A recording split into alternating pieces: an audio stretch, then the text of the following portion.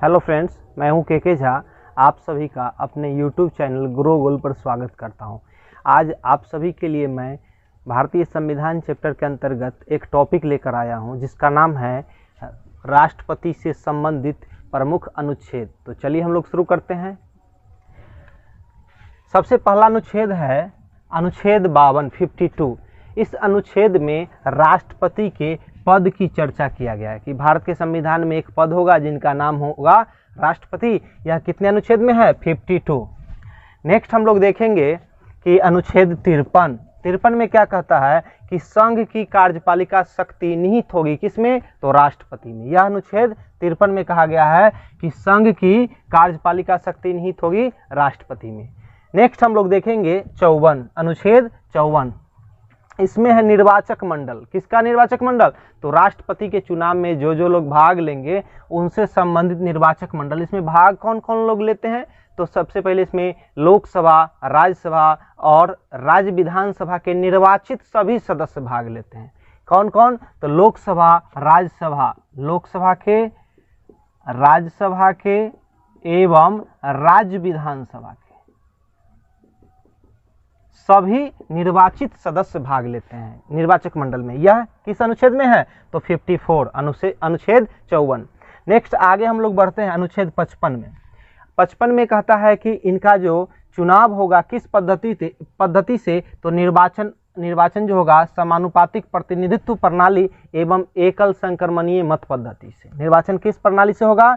समानुपातिक प्रतिनिधित्व प्रणाली और एकल संक्रमणीय मत पद्धति से इनका चुनाव होगा। यह अनुच्छेद 55 में कहा गया है। नेक्स्ट है अनुच्छेद 56 में कहा गया है कि इनका कार्यकाल यानी पदावधि जो होगा 5 वर्ष का होगा। राष्ट्रपति का पदावधि कितना वर्ष का? 5 वर्ष। 5 वर्ष तक पदावधि होता है, लेकिन तब तक पद पर बने रहते हैं जब तक कि राष्ट्रपति का कोई उत्तराधिकारी न आ जाते हैं। ठीक है। नेक्स्ट हम लोग देखेंगे 57 में है पुनर्निर्वाचन। पुनर्निर्वाचन का मतलब होता है कि दोबारा किसी भी राष्ट्रपति फिर से चुनाव लड़ सकते हैं और भारत में ऐसा कानून है कि एक व्यक्ति चाहे जितनी बार हो राष्ट्रपति के लिए चुनाव लड़ सकते हैं। पुनर्निर्वाचन अनुच्छेद 57। आगे है 58 अनुच्छेद 58, राष्ट्रपति की प्रमुख अर्हताएं। अर्हताएं से मतलब यह है कि उनके बारे में क्या क्या अर्हताएं, जैसे कि उनका उम्र जो है 35 वर्ष होना चाहिए, वह भारत के नागरिक होने चाहिए, वह किसी भी लाभ के पद पर नहीं रहने चाहिए और लोकसभा की सदस्यता की योग्यता रखते हैं। ठीक है, यह उनकी अर्हताएं हैं। 58 में अर्हताएं। आगे है नेक्स्ट है अनुच्छेद 60 में है शपथ ग्रहण। राष्ट्रपति का जो शपथ ग्रहण होता है यह सर्वोच्च न्यायालय के मुख्य न्यायाधीश के द्वारा शपथ दिलाया जाता है। अगर वो नहीं है तो उनके अभाव में सर्वोच्च न्यायालय के जो वरिष्ठतम न्यायाधीश होते हैं वह राष्ट्रपति को शपथ दिलाते हैं। कितना अनुच्छेद में है? 60 में। क्या है? शपथ ग्रहण। आगे हम लोग बढ़ते हैं अनुच्छेद 61 में है महाभियोग की प्रक्रिया। महाभियोग का कहा जाता है संविधान का अतिक्रमण। तो महाभियोग कहने का मतलब है कि राष्ट्रपति पर जब महाभियोग लगाया जाता है सदन के किसी भी, संसद के किसी भी सदन से इसकी शुरुआत हो सकती है, या चाहे वह लोकसभा हो चाहे वह राज्यसभा हो। लेकिन उसमें कंडीशन क्या है कि इसकी शुरुआत करने के लिए 14 दिन पहले उनको सूचना देना पड़ता है। किनको? राष्ट्रपति को 14 दिन पहले सूचना देना पड़ता है।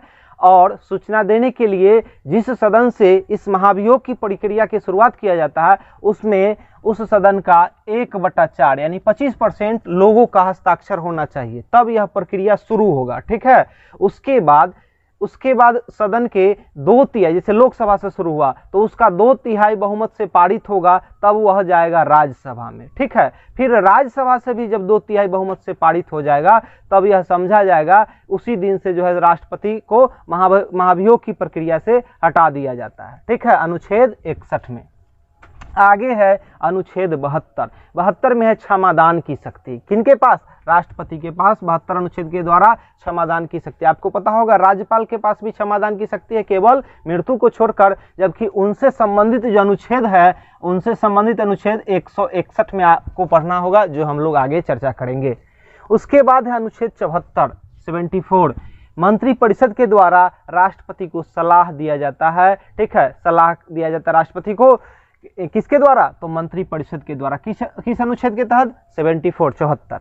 आगे हम लोग देखेंगे अनुच्छेद 108 108 अधिवेशन में 108 अनुच्छेद में क्या कहता है कि यह संसद संयुक्त अधिवेशन बुलाएंगे कौन, तो संयुक्त अधिवेशन बुलाने का काम करते हैं राष्ट्रपति, लेकिन इसकी अध्यक्षता करते हैं लोकसभा के अध्यक्ष। अब यह संयुक्त अधिवेशन क्यों बुलाया जाता है, तो संयुक्त अधिवेशन बुलाने का कुछ प्रमुख क्या कारण है सुनिए। जब संसद में दोनों सदनों के बीच कोई असहमति हो गई हो, ठीक है, या कोई भी कानून बनने के लिए दूसरे सदन में गया हो और 6 मास से ऊपर समय बीत गया हो, तो इन सभी कंडीशन में संयुक्त अधिवेशन बुलाया जाता है। किसके द्वारा, तो राष्ट्रपति के द्वारा बुलाया जाता है। आगे हम लोग देखेंगे अनुच्छेद 111। 111 में क्या है कि संसद के द्वारा कोई भी विधेयक जब पारित होता है तो जब तक राष्ट्रपति का हस्ताक्षर नहीं होगा तब तक वह कानून नहीं बनता है। तो यह जो अनुच्छेद है 111, इसमें है कि संसद के द्वारा पारित विधेयक पर सहमति कौन देंगे, तो राष्ट्रपति देंगे। आगे हम लोग देखेंगे अनुच्छेद 112 112, इसमें है हर वर्ष वार्षिक वित्तीय बजट प्रस्तुत किया जाता है। यह कराने का काम कौन करते हैं, तो राष्ट्रपति। उसके बाद अनुच्छेद 123 यानी 123। 123 क्या है, 123 में अध्यादेश जारी। अध्यादेश का इंग्लिश होता है कोऑर्डिनेंस पावर। किनके पास अध्यादेश जारी करने की शक्ति है, राष्ट्रपति के पास। और यह अध्यादेश किस परिस्थिति में जारी किया जाता है, तो जब सत्र न चल रहा हो, उस परिस्थिति में राष्ट्रपति को यह अधिकार है कि वह अध्यादेश बना के और मतलब अध्यादेश के द्वारा कानून बनाते हैं, ठीक है। और कब, किस परिस्थिति में, जब देश को किसी आपातकालीन स्थिति में कानून बनाने का जरूरत पड़ता है तो यह अध्यादेश पावर का यूज करते हैं कौन, तो राष्ट्रपति करते हैं। इसका संबंधित अनुच्छेद 123 यानी 123। आगे हम लोग देखेंगे 143 143। 143 क्या है कि राष्ट्रपति उच्चतम न्यायालय से परामर्श ले सकते हैं, किसी भी बात पर, किसी भी मुद्दा पर परामर्श ले सकते हैं, लेकिन यह जरूरी नहीं है कि यह मानेंगे ही, बाध्यकारी नहीं है, केवल सलाह ले सकते हैं। किससे, तो न्यायालय से। उसके बाद है अनुच्छेद 331। 331 में क्या है कि लोकसभा में राष्ट्रपति के द्वारा 2 व्यक्तियों को आंगल भारतीय के रूप में नियुक्त किया जाता है, मनोनीत किया जाता है, ठीक है, मनोनीत किया जाता है लोकसभा में आंगल भारतीयों को। किनके द्वारा, राष्ट्रपति के द्वारा। जबकि राज्यसभा में 12 व्यक्तियों को अनुच्छेद 80 के 3 के तहत, कितना के तहत, अनुच्छेद 80 के 3 के तहत राज्यसभा में, और लोकसभा में कहेगा तो 331 के तहत। किनके द्वारा, राष्ट्रपति के द्वारा। आगे हम लोग देखेंगे अनुच्छेद 352। ये कुछ आपातकालीन शक्तियां हैं। तो 352 है राष्ट्रीय आपात से जुड़ा हुआ, लगाने का काम कौन करेंगे, राष्ट्रपति। कब लगाया जाता है, जब युद्ध हो, बाह्य आक्रमण हो या सशस्त्र विद्रोह हो, इन सभी परिस्थिति में राष्ट्रपति राष्ट्रीय आपात लगा सकते हैं। 356 अनुच्छेद क्या कहता है कि राष्ट्रपति शासन, किसी भी राज्य में संवैधानिक तंत्र जब विफल हो जाता है यानी नहीं चल पाता है तो उस परिस्थिति में राष्ट्रपति को यह अधिकार है कि वहां पर यह राष्ट्रपति शासन लगा देंगे और वहां का कार्यवाहक के रूप में कौन हो जाएंगे, उनके मतलब राष्ट्रपति के एजेंट के रूप में राज्यपाल ही काम करते हैं, सारा पावर उनके हाथों में चला जाता है। आगे है अनुच्छेद 360। 360 में वित्तीय आपात। वित्तीय आपात जो है, वित्तीय आपात राष्ट्रपति लगा सकते हैं और कम से कम अगर ये लगेगा तो 2 माह के लिए, लेकिन भारत में अभी तक ऐसा नहीं हुआ है कि वित्तीय आपात कभी लगा हो, ठीक है। तो हम लोग जो ये टॉपिक अभी देख रहे हैं इसको एक बार रिवीजन कर लेते हैं। अनुच्छेद 52, तो राष्ट्रपति का एक पद होगा, ठीक है। संघ की कार्यपालिका शक्ति निहित होगी अनुच्छेद कितना में, 53। अनुच्छेद 54 में है कि निर्वाचक मंडल। निर्वाचक मंडल में कौन कौन भाग लेंगे, तो लोकसभा, राज्यसभा और राज्य विधानसभा के निर्वाचित सभी सदस्य, ठीक है। उसके बाद अनुच्छेद 55, इनका चुनाव का जो प्रणाली है वह है निर्वाचन समानुपातिक प्रतिनिधित्व प्रणाली और एकल संक्रमणीय मत पद्धति के द्वारा इनका चुनाव होता है। किनका, तो राष्ट्रपति का। उसके बाद है अनुच्छेद 56, पदावधि 5 वर्ष का होगा। पदावधि कितना, यानी कार्यकाल इनका 5 वर्ष, लेकिन तब तक बने हुए रहेंगे जब तक कि इनका उत्तराधिकारी नहीं आ जाता है। आगे हम लोग देखेंगे अनुच्छेद 57 में पुनर्निर्वाचन, यानी एक व्यक्ति चाहे जितनी बार हो मतलब राष्ट्रपति का चुनाव लड़ सकते हैं, ठीक है। आगे अनुच्छेद 58, राष्ट्रपति की अहर्ताएं। अहर्ताएं में है कि इनका उम्र 35 वर्ष होना चाहिए, यह भारत के नागरिक हो, पागल दिवालिया नहीं हो और लोकसभा सदस्यता की योग्यता रखते हो, ठीक है। आगे है अनुच्छेद 60, शपथ ग्रहण। राष्ट्रपति का शपथ ग्रहण कौन दिलाएंगे, तो सुप्रीम कोर्ट के मुख्य न्यायाधीश, अगर वो नहीं है तो वरिष्ठतम अन्य न्यायाधीश जो होंगे वही शपथ दिलाएंगे।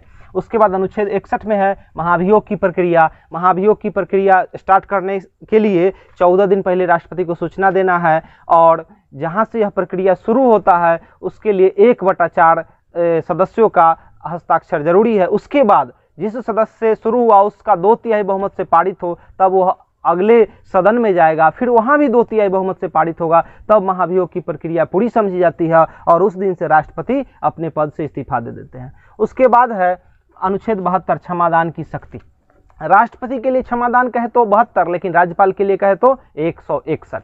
ठीक, आगे अनुच्छेद 74 में मंत्रिपरिषद के द्वारा राष्ट्रपति को सलाह दिया जाएगा। मंत्रिपरिषद के द्वारा किनको सलाह दिया जाएगा? राष्ट्रपति को। ऐसे वास्तविक रूप में अगर देखा जाए तो सबसे ज्यादा मतलब कार्य कौन करते हैं? तो प्रधानमंत्री ही करते हैं, राष्ट्रपति नाम मात्र के हैं। उसके बाद है अनुच्छेद 108 संयुक्त अधिवेशन। राष्ट्रपति संयुक्त अधिवेशन को बुलाते हैं, लेकिन अध्यक्षता करने का काम लोकसभा अध्यक्ष के द्वारा किया जाता है।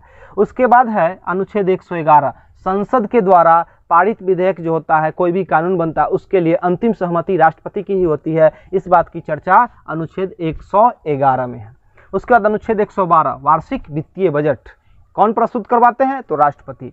123 अनुच्छेद 123 में है अध्यादेश जारी करने की शक्ति, यानी कोऑर्डिनेंस पावर किसके पास है? राष्ट्रपति। अध्यादेश कब जारी होगा? जब देश को किसी भी आपातकालीन परिस्थिति में कानून बनाने का जरूरत पड़े तो राष्ट्रपति के द्वारा, या जब सत्र नहीं चल रहा हो, संसद नहीं चल रहा हो, उस परिस्थिति में अध्यादेश जारी करेंगे कौन? तो राष्ट्रपति करेंगे। ठीक, अनुच्छेद 143 क्या कहता है? 143 कि उच्चतम न्यायालय से राष्ट्रपति परामर्श ले सकते हैं, लेकिन एक कंडीशन है कि वह मानने के लिए बाध्य नहीं है। ठीक है। उसके बाद अनुच्छेद 331 में कहता है कि लोकसभा में आंगल भारतीयों की नियुक्ति किनके द्वारा? राष्ट्रपति के द्वारा, 2 आंगल भारतीय। उसके बाद है, और राज्यसभा में कहेगा तो 80 के 3 के तहत 12 सदस्यों को मनोनीत किया जाता है। उसके बाद है अनुच्छेद 352 राष्ट्रीय आपात। राष्ट्रीय आपात जो लगता है अनुच्छेद कितना के तहत? 352, और राष्ट्रपति शासन कहे तो 356, और वित्तीय आपात कहे तो 360। वित्तीय आपात लगेगा कम से कम 2 माह के लिए। ठीक है, तो आज का टॉपिक आपको कैसा लगा जरूर बताइएगा। अगर आपको वीडियो अच्छा लगे तो चैनल को लाइक, सब्सक्राइब और शेयर जरूर करें, और नोटिफिकेशन के लिए बेल आइकन जरूर दबाएं।